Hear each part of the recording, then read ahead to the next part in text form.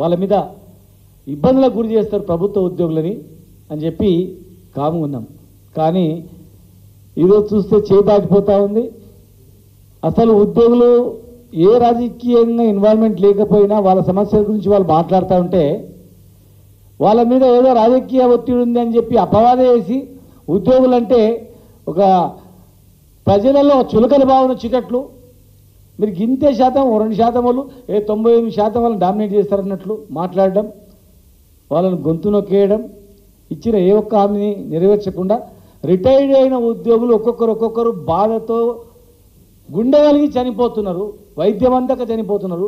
ఇక చనిపోతుంటే మేము కొట్లాడి తెచ్చుకున్న తెలంగాణలో ఇక మా ఉండియం లాభం ఖచ్చితంగా మేము ఆనాడు ఉద్యోగులని స్వామిగౌడ్ గారి నేతృత్వంలో మేమందరం కూడా ఐక్యమై ఉద్యమం చేసినాం, మరి కాపాడుకున్నాం.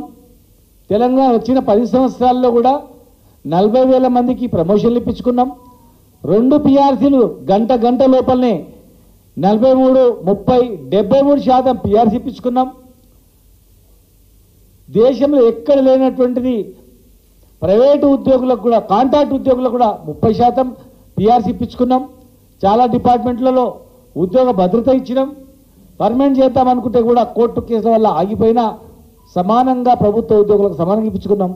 వెట్టి చాకిరి నుంచి హోంగార్డులను విముక్తి చేసి 6-7 వేల ఉన్న జీతము 10,000 చేసి 10,000 ఉన్న జీతాన్ని 30,000 వరకు జీతభత్యాలు పెంచి 1,50,000 దగ్గర ఉద్యోగాలు రిక్రూట్మెంట్ చేసుకొని కొత్త ఉద్యోగులను చేర్చుకొని పెన్షనర్లకు వెల్నెస్ సెంటర్లు ఏర్పాటు చేసి వెల్నెస్ సెంటర్లలో ట్యాబ్లెట్లు మందులు ఇచ్చేటట్లు ఏర్పాటు చేసుకోవడం, హెల్త్ కార్డ్స్ కూడా జారీ చేసుకోవడం, పూర్తి స్థాయిలో చేద్దామని లోపల ఇంకా అనేక సమస్యలు ఉన్నాయి. అవన్నీ చేద్దామని లోపల ఎలక్షన్ రావడం, చివరి పిఆర్సీ మరి అధికారుల యొక్క కొత్త అధికారుల దానివల్ల లోపం వల్ల మరి మేము ఎలక్షన్ తర్వాత ఇద్దామనుకున్నాం. దాన్ని తప్పు అర్థం చేసుకొని కొత్తగా ఇచ్చిన ప్రభుత్వ మేనిఫెస్టో చూసి మరి ఏదో గొప్పగా అయితే రావడం. మాస్టర్ మైండ్స్ కామర్స్ చదవాలనుకునే 10th ఇంటర్ విద్యార్థుల తొలి ఎంపిక. 100 రోజులలో పిఆర్సీ ఇస్తామన్నారు. 6 నెలల్లో పిఆర్సీ అమలు చేస్తామన్నారు కమిటీ ఇచ్చినటువంటిది. మరి ఒక్కటి కూడా కాలేదు. చూడండి, వాళ్ళు ఇచ్చిన హామీలు. సప్లిమెంటరీ బిల్లు 15 రోజుల్లో చెల్లిస్తామన్నారు, చేయలేదు. 3 టీఏలు తక్షణమే ఇస్తామన్నారు, చేయలేదు. సిపిఎస్ విధానం రద్దు చేసి ఓల్డ్ పెన్షన్ విధానం తీసుకొస్తామన్నారు, చేయలేదు. డిఏలను సకాలంలో ప్రకటించి బకాయిలు నేరుగా ఉద్యోగులు చెల్లిస్తామన్నారు, చేయలేదు. పంచాయత్ సెక్రటరీల సర్వీసు తక్షణమే క్రమబద్ధీకరించి జీతాలు వేస్తామన్నారు. 317 సమీక్షించి పూర్తి స్థాయిలో చేస్తామన్నారు. ట్రాన్స్ఫర్ జాబ్ క్యాలెండర్ని ఏర్పాటు చేస్తామన్నారు. మరి 6 నెలల్లోపు పిఆర్సీ సిఫార్సును అమలు చేసి పూర్తి స్థాయిలో మీకు జీతభత్యం అందిస్తామన్నారు. హెల్త్ కార్డ్ జారీ చేసి ఏ ఒక్క ఎంప్లాయీ అడ్మిట్ అయినా వాళ్లకు పూర్తి స్థాయిలో ఆరోగ్యాన్ని బాగు చేయిస్తాం కార్పొరేట్ హాస్పిటల్ అన్నారు. ఇక చాలా ఉన్నాయి. ఫీల్డ్ అసిస్టెంట్లకు, ఆశా వర్గాలకు, ఇందిరాకాంతి పథకం, ఎన్ఆర్జీఎస్ ఉద్యోగులు తక్షణమే జీవితాలు పెంచి బకాయిలు చెల్లించి ఉద్యోగ భద్రత, ఇవి ఇచ్చినటువంటి హామీ. ఇందులో ఒక్కటి కాలేదు. ఇవాళ దాచుకున్న పైసలు, దాపెట్టుకున్న పైసలు, పెన్షనర్ల పైసలు వాపస్ ఇవ్వమంటే గొంతమ కోరికలు అని చెప్తున్నారు. పిఆర్సీది ఊసు లేదు, డబ్బులతో నిమిత్తం లేనటువంటి అనేక అంశాలపైన లేదు. పైగా వాళ్ళని బెదిరించే ధోరణిలో వీళ్ళ వెనుకల రాజకీయ శక్తులు ఉన్నాయి. ఏదో శక్తులు ఇట్లా ఆడిస్తున్నాయంటే దీనిలో ఏమన్నా కొత్తవి ఉన్నాయా? మీరు చెప్పని అడుగుతుర్రా?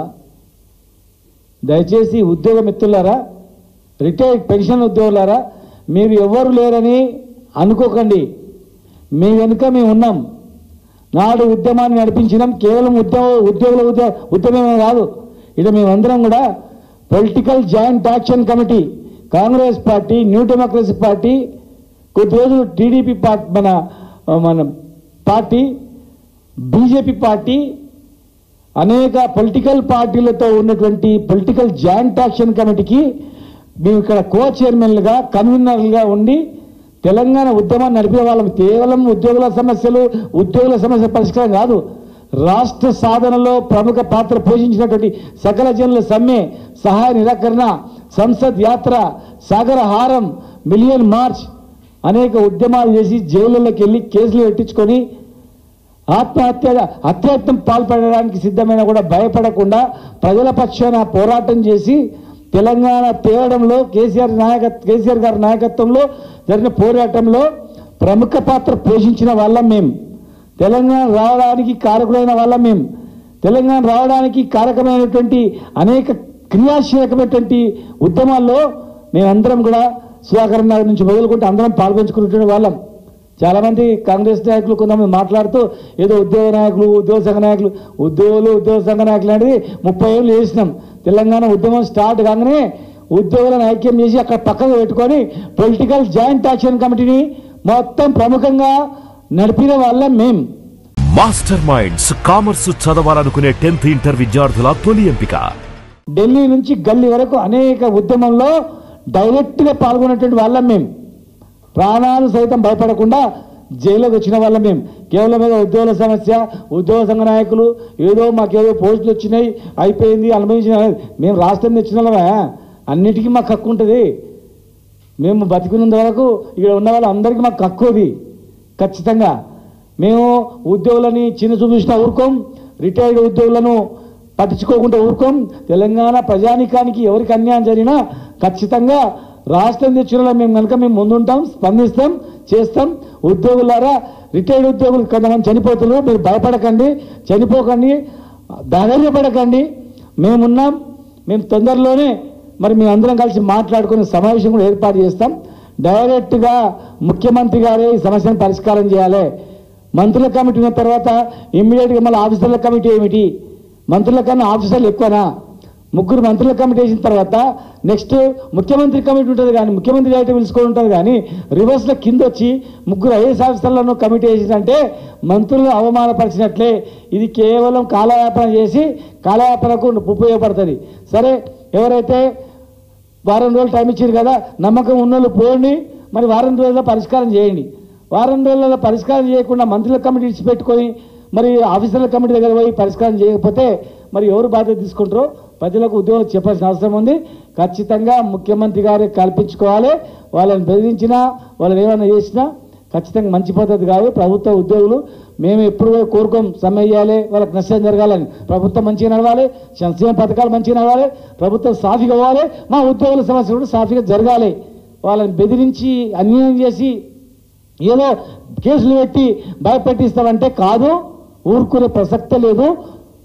తెలంగాణ ఉద్యోగులు ఉద్యోగాలకు లేదా ప్రాణాలకు భయపెట్టాలి కాదని సంగతి గుర్తుపెట్టుకోవాల్సిన అవసరం ఉందని చెప్పి తెలియజేస్తూ, మాస్టర్ మైండ్స్ కామర్స్ చదవాలనుకునే 10th ఇంటర్ విద్యార్థుల తొలి ఎంపిక.